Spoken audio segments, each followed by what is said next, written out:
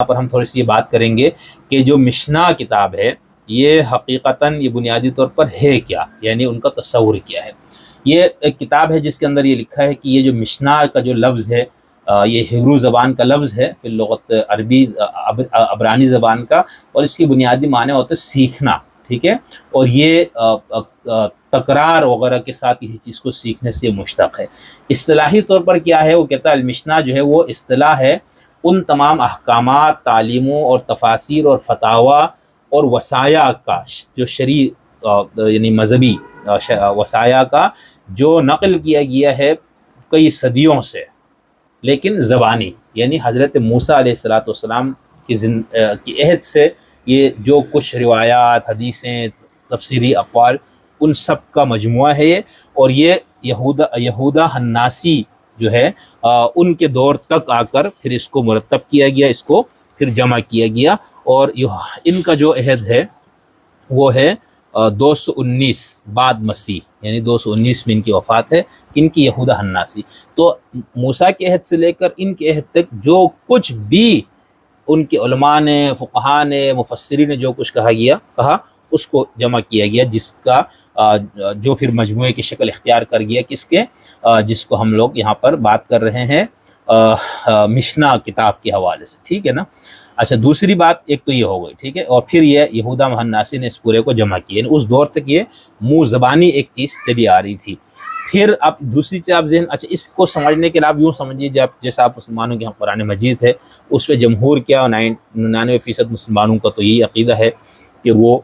مرتب منظم شکل میں امت کو یا خود حضور کے دور میں یہ دیا گیا یا خلفاء کے دور میں، لیکن اس میں کوئی تحریف نہیں ہے، یعنی وہ ڈائریکٹ خدا کا کلام ہے جو محمد کو اتارا گیا، لیکن اس کے ساتھ آپ کے یہاں حدیث ہے، پورا ایک ذخیرہ ہے، پورا ایک تصور ہے۔ تو حدیث سے حوالے سے آپ کے یہاں اختلاف ہے،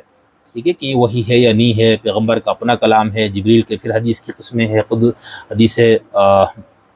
قدسی اور باقی، ٹھیک ہے۔ جو حدیث قدسی چلو اس کے بارے میں تو یہ مان لیا گیا کہ وہ الفاظ محمد صلی اللہ علیہ وسلم کے ہیں، معنی خدا کی طرف سے، تو باقی حدیث کیا بھائی، ٹھیک ہے۔ تو اس کے اندر یہ مسائل ہے، تو آپ لیکن مسائل کو تو پھر بعد میں بات کریں گے، ابھی ہم یہ سمجھانے کے لیے کہ جو مشنا اور اس کے حوالے سے جو بات کی گئی، ایک تو آپ ذہن میں رکھیے حدیث، لیکن حدیث آپ کے ہاں یا تو رسول کا قول ہے، پھر اہل سنت کی ایک تعبیر کے مطابق صحابہ کے اقوال کو اثر کہا جاتا ہے، اہل تشیع کے ہاں جو ہے پیغمبر اور ائمہ معصومین کے اقوال کو حدیث کہا جاتا ہے۔ تو یہ مشنا میں ایک تو یہ چیز موجود ہے، یعنی پیغمبر کے اقوال، حضرت موسیٰ علیہ السلام کے اپنے اقوال اور جو باقی لوگ۔ دوسری چیز کے اندر شروحات بھی مکس ہے، یعنی شروحات سے مراد یہ کہ جیسے آپ کے قرآن مجید کی تفسیر ہے،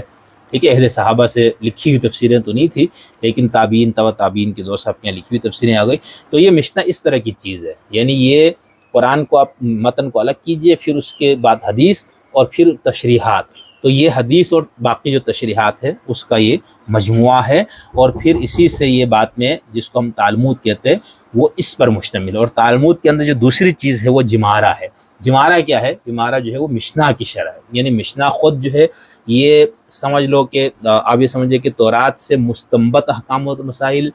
حضرت موسیٰ علیہ السلام اور حضرت ہارون اور انبیاء کے اقوال، ان کے فرامین اور فقہا کے فہم، وہ سب مشنا کے اندر ہے۔ پھر اس مشنا کی جو تشریح ہے